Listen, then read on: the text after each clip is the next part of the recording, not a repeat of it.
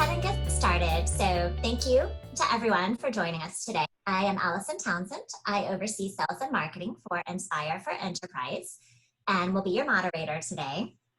As everyone has already seen, I am joined by Stuart Stearns, the Director of Digital Marketing with Affordable Care, Jack Paczynski, the Chief Marketing Officer with Hand and Stone Massage and Facial Spa, Jessica Ng, the Vice President of Marketing with Alliance Franchise Brands Print Division, also known as Allegra Marketing Print.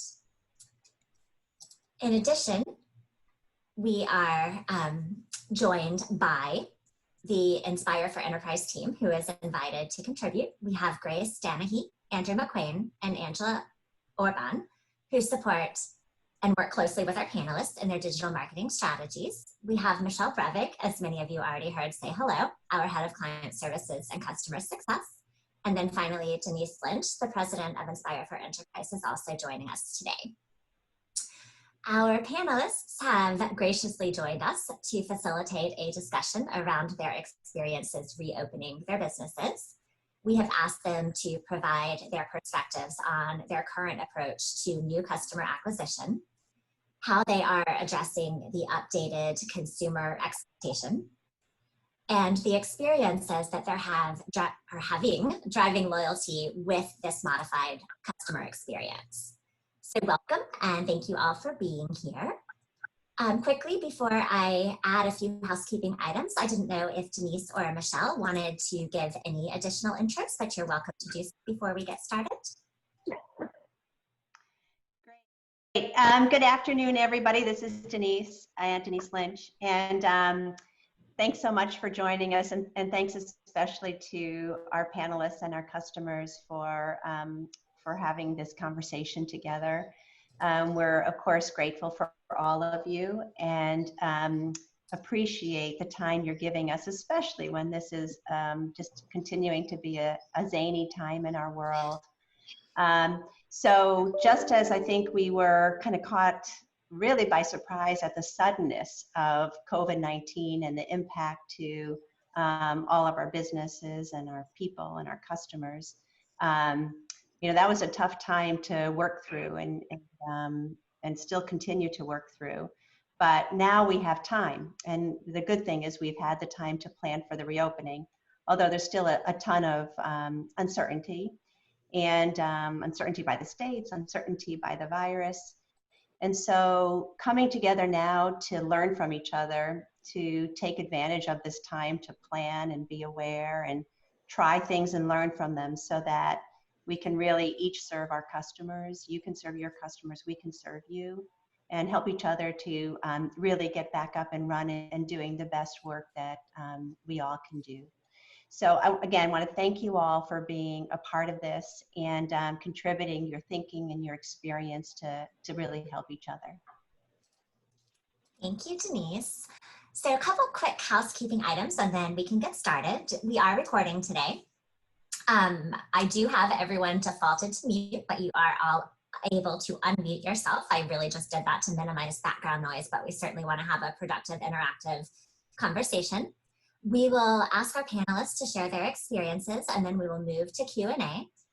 In order to keep things kind of orderly, if you have a question, if you can just type it into the Q&A box, I will monitor those and then I will read the question and then you'll be unmuted so that you can ask and interact about the answer.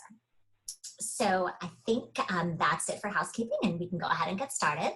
So we'll start with Stuart. So Stuart, if you can start by just taking a few minutes to give a brief overview of your business, maybe some quick highlights about your marketing strategy, local and national, so that everyone's comfortable and understands your business. And then we'll move into the three topics. And don't worry, I will guide you through the topics. I'm not expecting you to remember all three of them.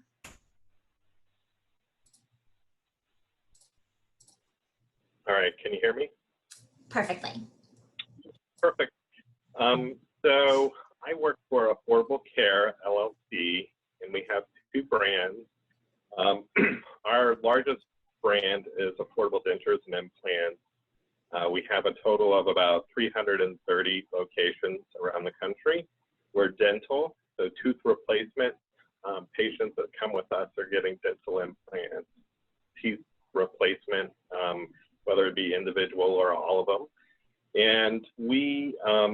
I'm responsible for all the new patient acquisition, the digital side of it, social, as well as the reputation management, and been a partner with Web and now Enspire for 7, 8 years going on. Perfect. Thank you. So diving into the first topic, and that was a perfect segue because you said you're responsible for new patient acquisition.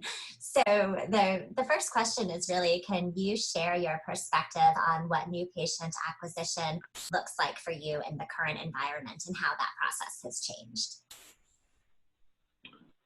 So I guess in March, it was like the third week of March, we made a decision to shut down all of our locations. So it all happened at once. We had to communicate through GMB, through the websites that we were closed. Once we were shut down, it wasn't a partial, because we noticed that there were some brands that had some openings for emergency services. Our leadership made a decision to just go full shutdown. So with that approach, we were able to see what people were doing from a search perspective, who was still paying for SEM, who was paying for social, and did a lot of learning and watching. During that time, we kept communicating. So we're closed, here's why we're closed. When there was a gap between after we had made the announcement that we were closed, what do we talk about? We felt compelled or committed to continuing communicating with people, our existing patient base as well as new patients. So we turned on social and did a lot of health tips. So you know, every week we did like 1 or 2 drops of content, just keeping a conversation going about, you know, your dental health. And then once we saw that states were starting to open up, it was a process. I had a very strong leadership team that provided some great structure for us, where we were able to very quickly figure out which state was going to open. We then had to figure out how would we open from a safety perspective, you know, PPE and all of that. And then once we ascertained both of those things, we were able to get the doctor and say, do you feel like opening? Do you feel, you know, willing to do this? And so once all of those 3 things were done, we were able to communicate to Enspire that here are the practices that are opening, and we pretty much set up a process to revert GMB from temporary closed to open. We also posted on GMB. We asked our docs that were opening to do welcome videos of just, you know, 40, 50 seconds of talking about coming back, what it's like to work, you know, etc. We posted them on GMB, and then from a paid media perspective, we would, if we had time, so now if we fast forward real quick, we now have about 75% of the network up and running. It's a good 270 practices. And basically how we would do it is prior to 1 week before they actually opened their doors and saw patients, we started SEM. And it's the same campaign that we were running before, same copy, but when they would click through to come to the landing pages, they're going to see different content. They're going to see content around our safety precautions. You know, what are we doing to change that whole experience, checking temperatures, cleaning after every patient. So a bunch of content around, you know, how things changed. But after SEM started, we would do social. probably a week after. And once we got about half of the network up and running, we activated or reactivated our retargeting and some of our other display programs that we have. And so in terms of what we've seen is great responses. Our appointment books are full. People are coming in. We're getting great traction from organic as well as paid, and able to check out the reviews as well. So, you know, seeing that patients are, they've been waiting for a long time.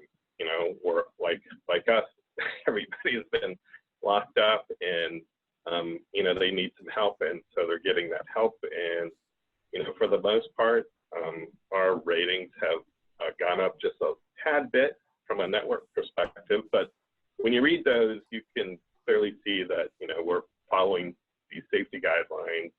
It makes a difference to our patients, and so it's been a lot of learning and a lot of working with Grace, who's my go-to on the Enspire side, just to you know, figure out how this is going to work. But it's come together, but not without a ton of mistakes and misfires here and there.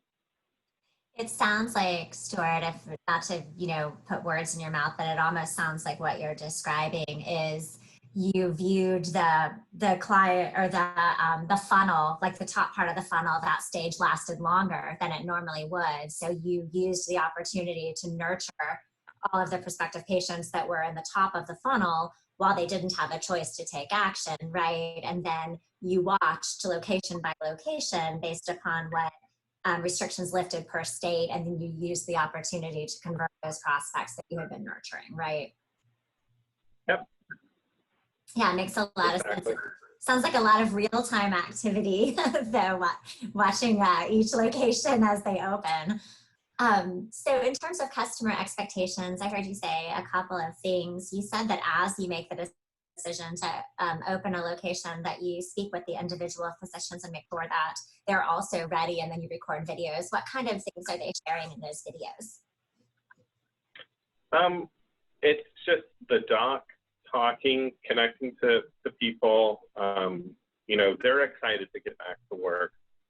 Everybody in the practice is, but everything is kind of different. And so talking through that, the PPE thing, how processes are different, it was unique, and it's a way for each of our locations to have that unique connection with people. We had just recently done a lot of video changes to the website where we knew that people were curious, especially being a new patient, you know, what is my doc going to be like? And we had like these, you know, copy paragraph or two about where they went to school, but video really on the site enabled people to, what do they look like? What is their, you know, how do they act? And so I think it added a nice element when it came to reopening, and we were able to take those same videos and push them out to GMB as well, and social. Makes sense. I think it's right now making the decision to engage with a business is a matter of trust, right? So that video allows you to establish that trust.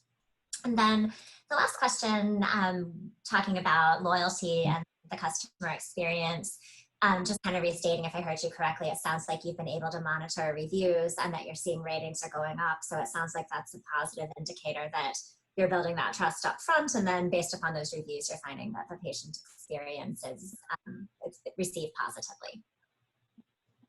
Yep. Yeah, so we use a review source where I can very easily go in, see what people are sharing on Google or Facebook, you know, sort by ratings or locations, and then use different tools to look up things like, you know, COVID or safety, you know, different tags that were, you know, came through. And I think that was the big proof point for me, is we had put all this content out there what does it mean to people that become patients? And so we look at those every week and share those to our practices as, you know, look what Bluff City, Tennessee got as a review because they did this and that. So sharing that. Just curious, have you received any comments in your reviews that have caused you to make any changes to your practices, or has it been primarily just an endorsement of the changes that you have made? Yeah, so we have a ton of volume, and that is causing some delays, let's say, through the call center. So what can we do to pivot with that demand and try and work on, if people are calling and they're not getting through, how do we get in touch with them in a respectful way to let them know that we're, you know, we want to help them. So we were able to learn from some of those frustrations, but that's also, you know, your people are going to tell you that. Sure. Yes, of course. Got it. Well, that is a great summary. I appreciate it. We're going to hold questions until the end, so I think we'll go ahead and shift to Jack. Jack, if you're ready, and if you could maybe start by just giving us a quick overview to make sure that everyone is familiar with the business model with Hand and Stone, and also kind of a quick marketing overview, and then we'll move into the primary topics. Sure. So I am Jack Paczynski. I am the CMO for Hand and Stone. We are a massage and facial spa concept targeting the middle market, where we're bringing the luxury spa experience to that middle market. We're the number 2 player in the market, but growing fast, and getting beyond the group in a lot of different categories that are ahead of us. We handle the marketing for all of the spas in the country. They are required to go through the in-house agency, though we do have unique strategies for all 450 plus spas. And we manage those. I have a group of account executives that do all the work where I can sit here in my office and do nothing, that really work on putting, custom strategies together for the spas. And again, our goal, obviously, for the marketing side of it is to really build the funnel along each stage, right? Helping each market and individual spa build the top of the funnel through consideration, right? Using, Enspire. And thanks, by the way, guys, I finally got used to calling you guys web.com and not Yodel. And now I have to say Enspire. So thanks so much for that.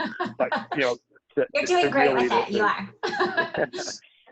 To really the bottom of the funnel through Enspire, where we're able to fill the, customer acquisition. So the unique thing about our category versus, a typical day spa is that we do offer a membership. About 30%, 25 to 30% of the customers that we come on, bring in through a trial will, have a month-long membership for us. And unlike Massage Envy, our membership is month to month. So that whole, membership category makes us unique, so that our marketing objectives are kind of twofold. One is that member maximization and retention, and then number 2, obviously, is new customer and trial acquisition. Makes sense. Great insight. So how has your process to acquire new memberships, or maybe even convert trial members during these last couple of months, how has that changed, and what kind of evolution have you seen probably in more recent weeks as well? Yeah. So, we, like Stuart, we closed down, all of our locations at one point through this, primarily by state mandates. We are not in an essential category. So we did have to close down all of our units. Just like Stuart said, what was key for us was, especially because of the membership part of the model, was that member engagement throughout the closed spas, because really our objective during that time was to keep members engaged so that they were able, so that they stayed on with us. We have a month-to-month EFT billing system, that we will automatically bill them unless they do ask us to terminate the account or freeze their account. So our objective was to give them enough value to stay with us, and it was one of the key marketing strategies that we did throughout the time, and we were able to generate enough content and enough interest in reopening and some at-home and virtual services where we were able to retain about 70% of our members through 3 months now, where we're starting to reopen spas. So it's been a great strategy. We've been able to maintain some revenue coming in for our franchisees, where a lot of folks in the food service category have not been able to generate much revenue at all. So that was our strategy. As we now as we are opening our doors again, we have about this week we'll have just over 200 locations throughout the country open. Our focus for these first couple of weeks is not so much to market, but to open the spas for services for those members that held on. We know that there's the backlog of members that have not been able to get their services. They're going to want to book up. So we've worked with our Enspire team so that our online booking system is open to members only. So that we're not at this point doing SEM to build new trials, though we are getting those, right? As folks are seeing that our spas are opening, we are getting trials very organically, and our conversion rates are higher than ever. Folks really do need a massage. So, our strategy then, again, just exactly as Stuart said. Stuart, I should have hired you as part of our consultant. We had some consultants come in. We paid them money. I could have gotten you and Jessica in, and we all could have had a party with the money. But you're dead on with what was what came to us from various consultants, which is that the number one message. We're almost rebranding Hand and Stone, and I'm sure Jessica and Stuart did the same, as to one leg of the brand right now has to be how we emerge from this. The standards that we're taking, our massage therapists and estheticians wearing the PPE, the cleanliness standards that we've either built upon or started anew.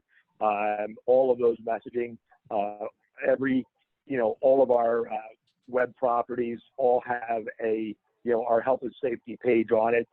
We have developed, new video creative for both consumer, for employees, for social only, to really tout that message and really get that out. And that's going to be a leg of everybody's strategy.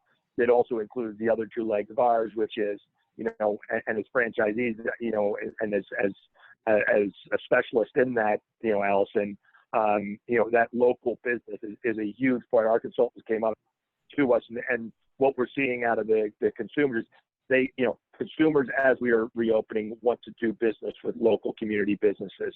The Targets of the world, the Walmarts of the world stayed open during this situation, and consumers are getting that. So part of our communication strategy is really getting that out, that we are locally owned businesses. So on the social side, we're really promoting a lot of our feel-good community heroes type of promotions. And the third leg of what we do is, massage is good for that, depression and stress that this COVID and COVID and beyond is like, we're on level 6 of Jumanji right now, I think. But we're, getting rid of that stress, massage works for that. So that's the third leg of our strategy. But right as to what Stuart says, we're really looking at, how we get that out. We're not starting SEM for the most part. We're just, kind of for the spas opening up, getting that top of the funnel built with the health and safety message. Yeah, makes sense. And I think that speaks to, my second question, which is how are you addressing the updated consumer experience? And if I hear you, you're doing a lot of social promotion, a lot of video, and you're messaging safety protocols with also the fact that they're coming into a locally owned and operated, a more quaint, personalized experience. So it helps create that sense of safety before they come in, helps you connect. Yeah, exactly, Alison.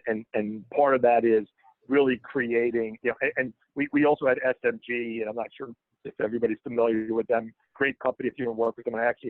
They gave me some global retail consumer research. We did our own as to what consumers want, and it was well aligned. Consumers want a fast and paperless customer experience. So we want to create, you know, as touchless of an environment as we can. We had forms, you know, for our customers to fill out that we've made electronic during the COVID period.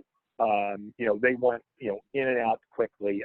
So I think for everybody, you know, they're going to want that touch, you know, as much touchless as you can have on the processing side of things. So making that, you know, making the consumer journey, you know, at least on the usual expected paperwork to be as paperless as humanly possible. We're doing that, you know, and then absolutely education. Angela, who I work with, who gets the pleasure of having to deal with me every day, she's been great. We're seeing it on our own pages. You know, in our site visits, we are seeing that folks, you know, will spend a little bit more time with us up front to understand what our health and safety measures are. So they are going to additional pages, and we don't have as high of a ticket as Stuart and Jessica have, but you know, even on our level of a trial, a $60 trial, consumers are wanting to do research. They want to make sure that they're coming into an environment that is safe for them. So things that we're doing on YouTube, things that we're doing on Facebook, and then obviously with our own sites, videos, content, really talking about, you know, the steps we've taken. What kind of feedback are you receiving from your members as they start to re-engage? And I'm not sure what you cut out a little bit, so I'm not sure you meant consumers or massage therapists. I will tell you, and this is for all retailers as well. This came out of the SMG study. If you're doing it right, and I feel we are, the CSAT scores are high across the board. Consumers see what we've done. They are giving us, you know, our scores, you know, are about 20% higher. And we've already had a really high CSAT score coming in, but they're seeing that across all fields. I'm looking at a slide for a department store satisfaction for those that are opening up in Wave 1 states, that they're up 9% on that, you know, top box, highly satisfied. So if you're doing it right, consumers are noticing it, and I'm seeing that my consumer, you know, sentiment is more positive. You know, for the spas that we've opened, you know, our difficulty, you know, we did see a dip in that consumer sentiment, and like Stuart, we work very closely with reputation management teams to manage this. We did see a drop, right? Because no matter what we tried to do to build value for the members, there was a component of social warrior that was going to say we should never have, you know, kept billing, and will communicate and broadcast. So one other thing for everybody to keep in mind is one of the audiences that you need to talk, you will never convince to come in to your locations. You will never convince them on social media you're doing the right thing. Your strategy for that group has got to be to shut them up, right? Just give them enough content and don't engage them, because the social media warrior is a category that is, you know, certainly, you know, out there that we worry about. It does sound though, if, you know, sentiment is higher, I think you said 20% increase in ratings overall. I mean, that's great though. It sounds like ultimately you've had really good success in response to your efforts. Yeah, I think it's just right. It's measuring it.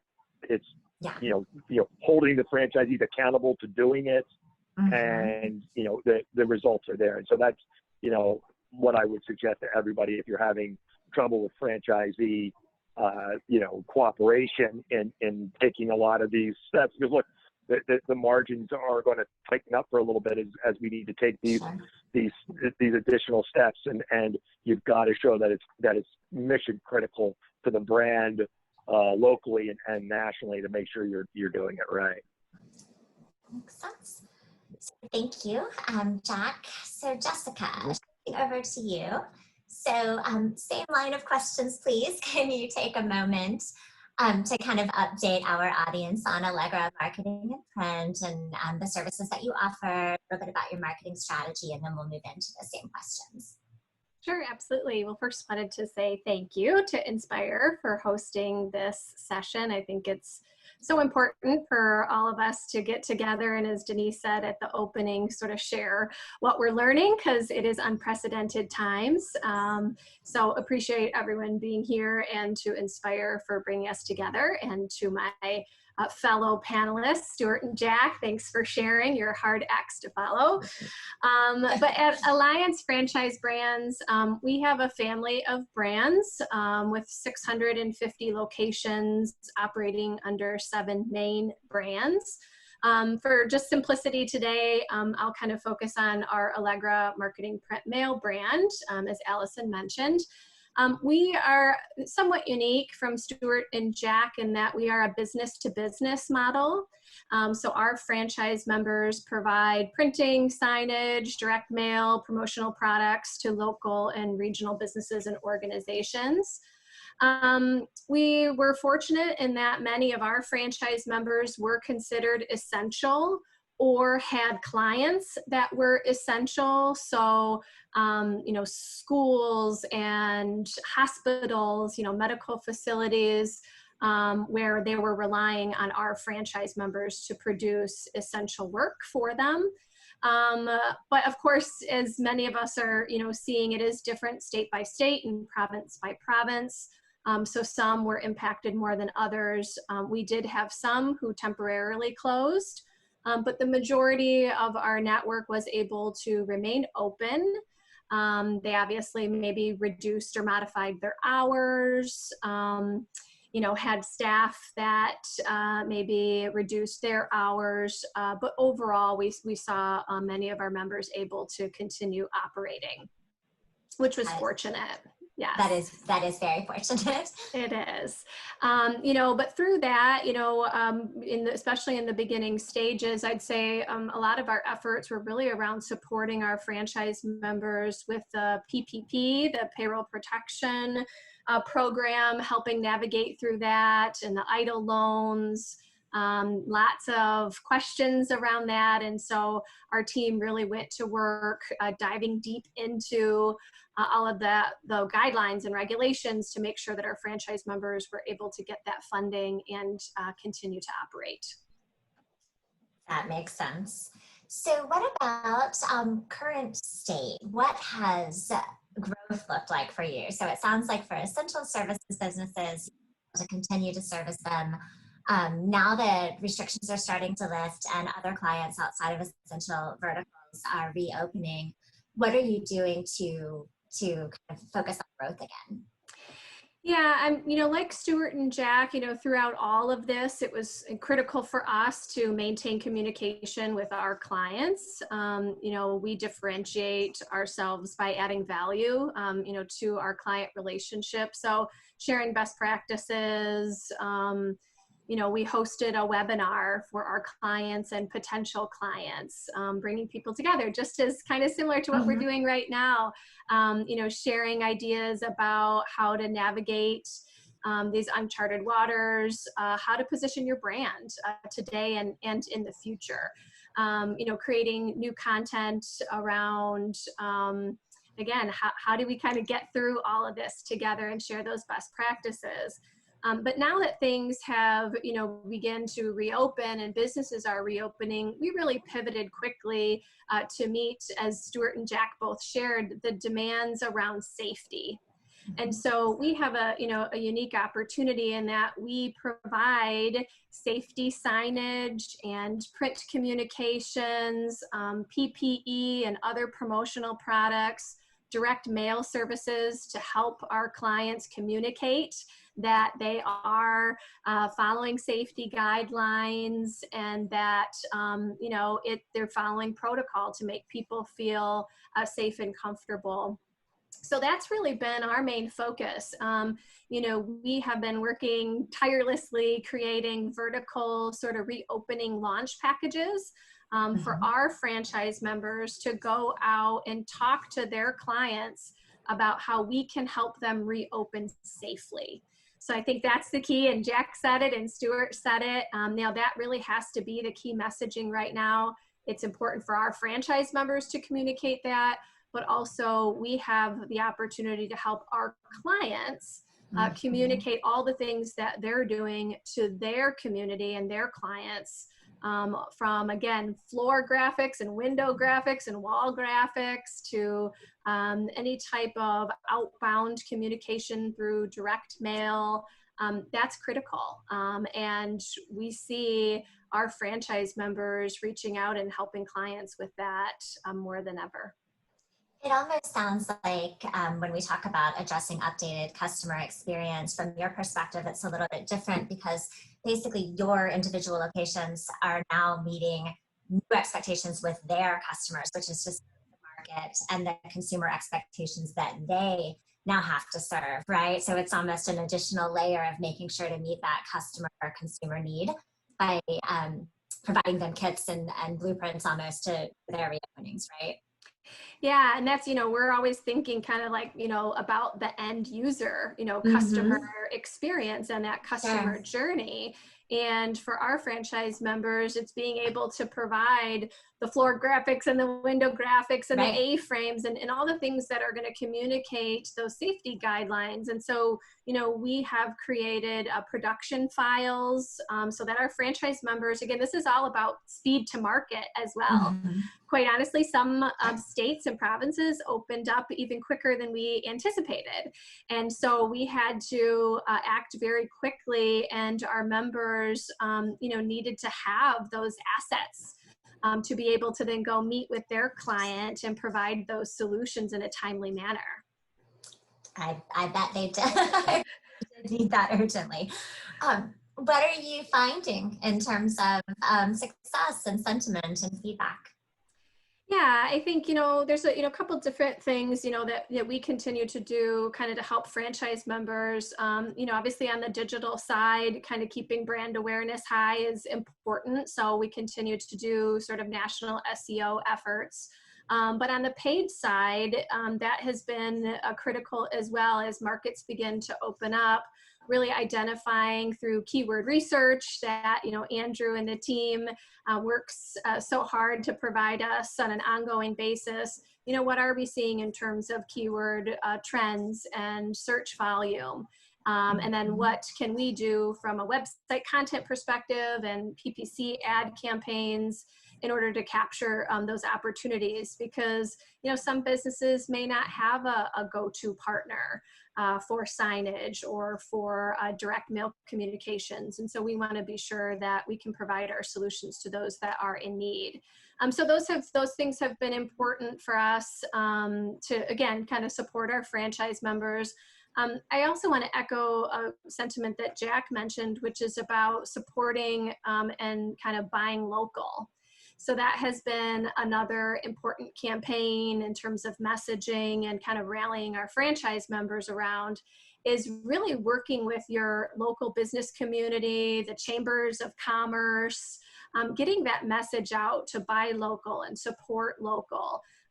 We've created, social posts and email content and direct mail pieces to really try to extend and support that message, because it is an important one for our local franchise members.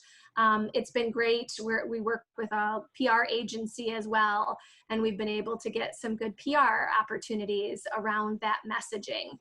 Again, encouraging people to support their local businesses, eat local, shop local, buy local. So that's been great. And I think just the overall sentiment amongst our network is, rallying together and this sort of feeling of optimism. I think that's been so encouraging for all of us at the home office, is the strength of our members and our network and how they are going to overcome. And they are. And so, we continue to provide leadership and support to make sure that they have everything they need and the tools they need to be successful as businesses reopen. That's really great feedback and inspirational. I love the positive. I love the positive momentum. So I also find that interesting. So when you talk about how you're monitoring sentiment, one of the things that you mentioned that I think is a really interesting perspective, we talked about consumer experience or customer expectation. And I think it's interesting that you and Andrew together are monitoring search trends, because it's an indicator, right, of what the customer experience is that is desired, or what the need is, right? So I think that's an interesting way to go about monitoring, sentiment as well. Yeah, I think, the other thing that we're seeing, and I'm sure is, common for many others, is just the need and the expectation to be able to order more online. And so that has been a big initiative for us, is to educate our franchise members and to provide them with a turnkey solution to offer online ordering for their clients. So that's going to be a growing expectation as we kind of continue to get back to normal, whatever our new normal is. But people are going to want to buy online. So we have definitely ramped up our online ordering capabilities, having a seamless way for our franchise members to set stores up for clients to order their print and signage products online from us on our website. And, the demand that we're seeing from our franchise members is growing, which is great. And that means that the need from the market is there because, it's just going to be the way of doing business. I agree. We are definitely seeing a lot of that as well. So, okay, so that's a great overview, and I definitely want to open it up for any questions. Before I do that, did Grace or Angela or Andrew, did any of you have anything else that you wanted to share? I know you work hand in hand with our three panelists, so I just wanted to give you all a chance to comment if there's anything else that we would want to cover. This is Grace. I thought Stuart did a great job covering what we did to kind of get them back up and running. So I don't really have anything to add there. Okay, great. All right, Andrew, were you gonna say something? Yeah, I think the one thing I noticed in looking in the trend analysis is looking at things that are like kind of outside of the norm, things that you wouldn't normally kind of expect to see when you're looking for these types of trends. One thing I think I like to call out for the Allegra team is when we kind of looked at graduation signs as an example, where historically it wasn't something that's ever really been focused on, but now that we have high school seniors for the first time not being able to walk in a graduation ceremony, we have teachers that are teaching from home, and we have all different set of things that have changed about what's going on in our lives. And there's just little things that we neglect to kind of pick up on. And these seniors don't understand or probably won't understand the ramifications of everything that's going on for quite some time. But the fact that families are able to reach out, communities are able to reach out and congratulate them in a way that they probably didn't expect before, it not only kind of helps us make that decision, but it also shows like how humanity has changed for, I would think, in the better in a certain degree, where communities are coming together more and more, even though we're separated. Yeah, I think it's a great call out, Andrew. This is Michelle and team working with all of these relationships and a lot of our clients, right? As we move through this, what we're seeing there from both the trend data, the conversion data, et cetera, is the consumer intent is absolutely still there. And depending on the segment, even more so than before. What we're seeing is the outcome may be a little different, to Andrew's point, right? Virtual baby showers, right? So people need to order things, but they have to do it from a virtual environment, right? Massages, maybe I'll choose not to do a facial massage because I'm not comfortable yet there, but I still need, Jack, to your point, products, right? To help remedy my stress and needs at home. So a curbside pickup. To your point, Stuart, about dentures, right? I've had a need all along, so maybe they just need some more assistance with financing, right? To get in there, to feel really safe with the doctor, those types of things. So I think the positive through all this is the consumer intent is there, even it just might have changed a little bit of what the intent to purchase now is. Absolutely makes sense. And being able to be responsive and communicate and understand a new purchasing cycle, right? And those new considerations. And I think for all of us that the businesses, to all three of their points, is we're being agile and flexible to make sure that you feel comfortable, right? That we're moving and changing our business with you, our consumers' needs. Yep. So does anyone have questions for Jessica, Sorry, for Jack, for Stuart? Oh, you guys hear me? Yeah. Oh, sorry. I was just going to say, from working with Hand and Stone, one of the things that I've been really impressed with is that I think the team over there did a really great job of starting to anticipate what was going to be necessary for reopening. So just making sure the spas were set up for success with like PPE and really thinking about what the new practices would be, which has put, Hand and Stone, from what I can see with all of our data from performance and even some of the competitive data from search volume, is putting them at a competitive advantage against some of the other, spas that are out there, because as soon as states said you're ready to reopen, for the most part, a lot of the spas reopened very, very quickly, whereas some of their competition, they're allowed to open, but they don't have the staff or the equipment or everything necessary to just kind of, get it going right away.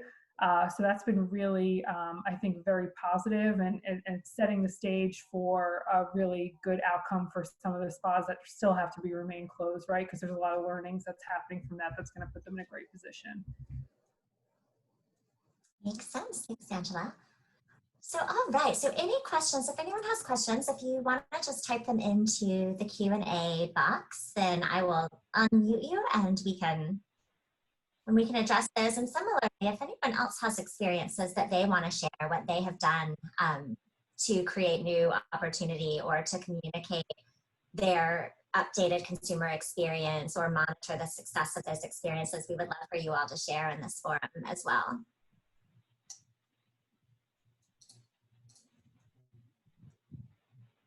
While you're looking through that, I will tell you, out of our research, that, to your point, Allison, 46% of the respondents from our group, and we had a pretty good sized group of almost 7,000 folks in 7 different states, 46% said that they absolutely will change their purchase habits and plan to spend less versus pre-COVID. So that's certainly something that we saw. 24% said that they are going to look for deals and promotions before making a purchase. So you might want to make sure that any messaging includes a promotion or includes a good motivator. The other thing that we saw, and this is from Brand Geek, when it came to common themes in both positive and negatives post-COVID, what consumers are looking for, the word mask came up both positive and negative, right? That they were negative on stores that they were going to,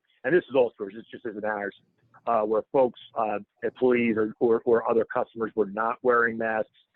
They had positive experiences with, when stores who handed out masks, then the cleaning services. Really what the consumer, when we analyze it, what consumers want to see is that they're looking at, what's visible to them, watching the staff clean, masks, visible, representations of what we've done. It's going to be critical. So that's one of the things that came out loud and clear for us on the research that we did. Jack, that's a good segue to one of the questions that just came across, and that's have you all changed your marketing tactics in terms of the actual media? So whether it's TV, radio, print, digital, now that more people are online because they're working from home or online more frequently, and then to the points you made of what needs to be communicated, have any of you changed your, media distribution based on that?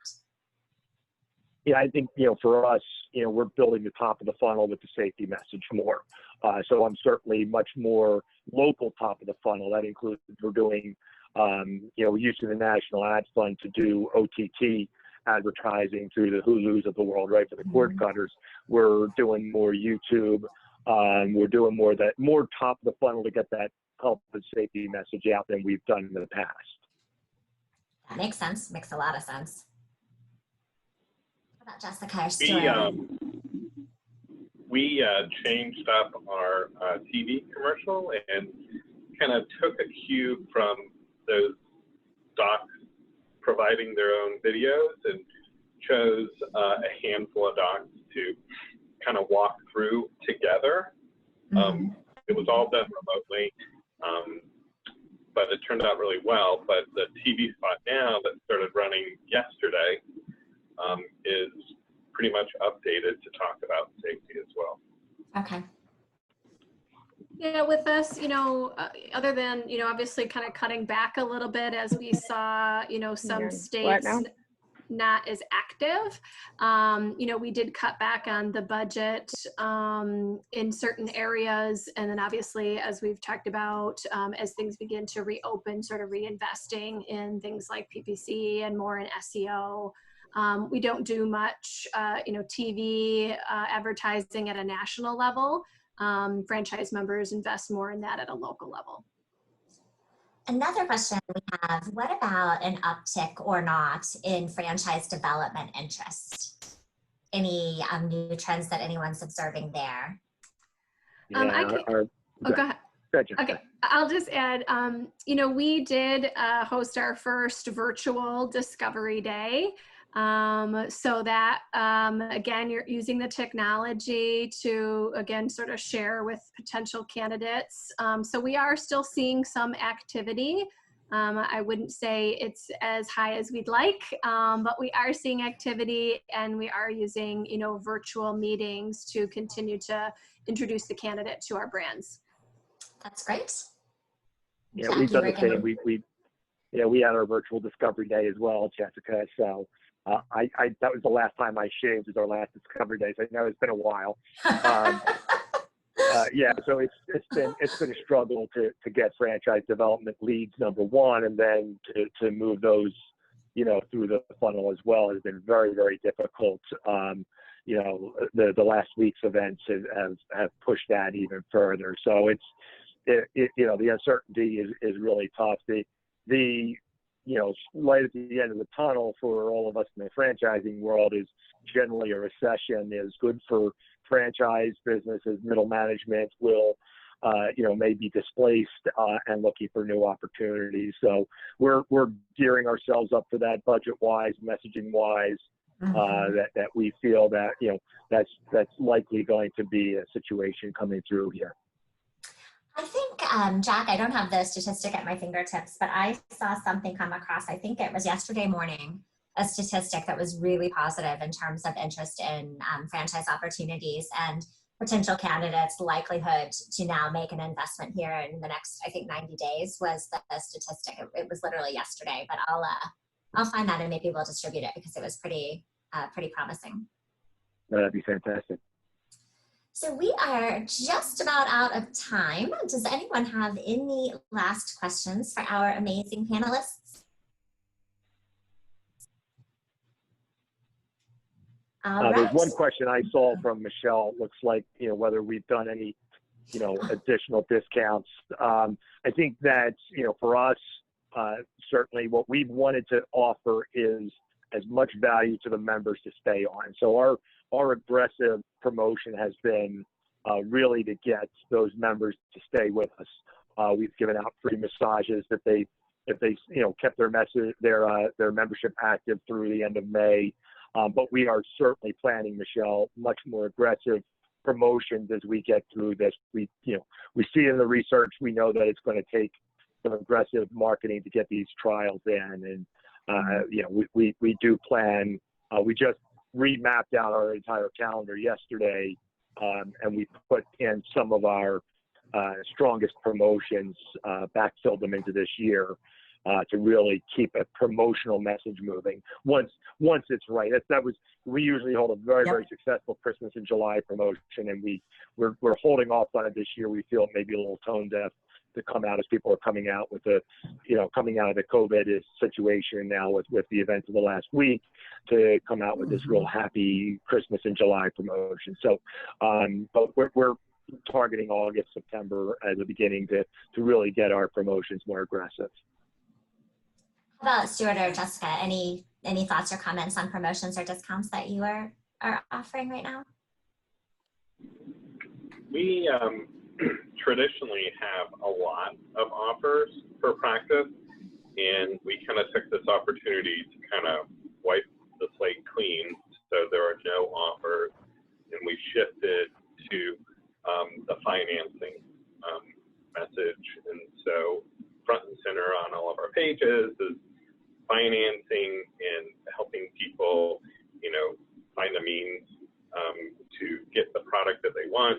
But we took away all of the offers, and so it's going to be interesting to see how they come back in when they do. So more of a focus on tools and resources as opposed to offers for the time being. Mm-hmm. Do you have any early indications of what that's doing in terms of lead conversion? I think there's a lot of pent-up demand, and so it's a little easy to figure out if, you know, what's driving that. Is that just the fact that everybody has pent-up demand, or there's lack of competition due to PPE shortages? There's lots of different ways to think about that, but taking the offers out of the picture was, I think, a good move for us because we had too many to begin with. Interesting, really interesting. It's great to hear the different perspectives and what's working. And I think, you know, that's why we bring everyone together so that we can share these great insights and experiences. What about you, Jessica? Do you have anything to add to that topic? Yeah, I'll just add, you know, similar to Jack, you know, we're looking at what promotions sort of make sense in the current environment. So for example, we typically do a promotion called Pie in July, where clients get literally a fresh baked apple pie with an order. And, you know, consider all things considered, you know, we're kind of reevaluating that, and we'll likely put more of our efforts into a bigger promotion in the fall. It's really meant to be a client appreciation promotion and effort, which is important for our franchise members, again, to differentiate. But during the current climate, probably doesn't make the most sense. So things like that, we're, you know, constantly evaluating, and we'll likely push back into later in the year. Yeah, that makes sense. All right, well, we are officially up on time. I appreciate everyone joining so much. Really appreciate you sharing your insights and your perspectives. We really love to be able to bring your thought leadership to our network of clients. So thank you all very much for your time. Thank you. Bye, everyone. Thank you.